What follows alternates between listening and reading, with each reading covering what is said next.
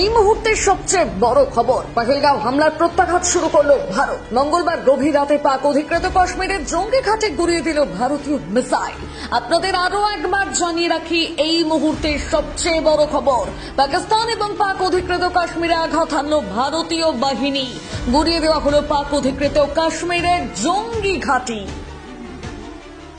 পহেলগাঁও হামলার প্রত্যাঘাত শুরু করল ভারত। মঙ্গলবার গভীর রাতে পাক অধিকৃত কাশ্মীরের জঙ্গি ঘাঁটি গুড়িয়ে দিল ভারতীয় মিসাইল।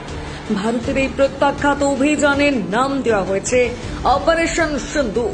পাক অধিকৃত কাশ্মীরের মুদিরকে কোতোলি, মুজফ্ফরবাদ এবং বাহাওয়ালপুরে নির্দিষ্ট লক্ষ্যে নিখুঁত হামলা চালিয়ে একাধিক জঙ্গি ঘাঁটি ধ্বংস করা হয়েছে বলে খবর। এয়ার টু সারফেস মিসাইল ব্যবহার করে এই সফল হামলা চালানো হয়েছে বলে জানা গিয়েছে।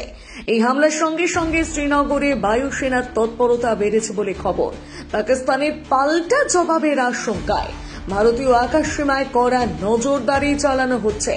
গত 22 এপ্রিল কাশ্মীরের পহেলগাঁওয়ে নিরীহ পর্যটকদের ওপরে হামলা চালায় জঙ্গিরা। মৃত্যু হয় মোট 26 জনের। তারপর থেকে পাকিস্তানকে যোগ্য জবাব দেওয়ার হুঁশিয়ারি দিয়ে রেখেছিল ভারত। অবশেষে শুরু হল সেই প্রত্যাঘাত।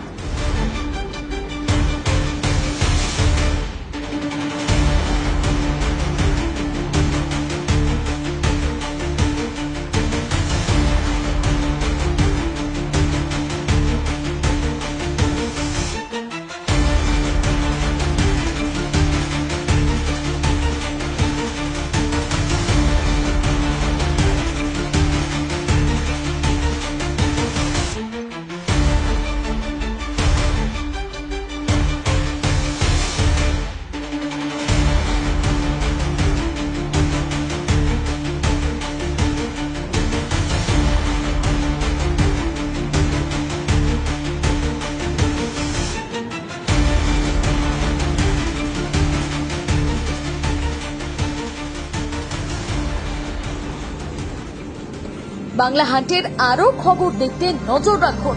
বাংলা খবর মানেই বাংলা হান্ট।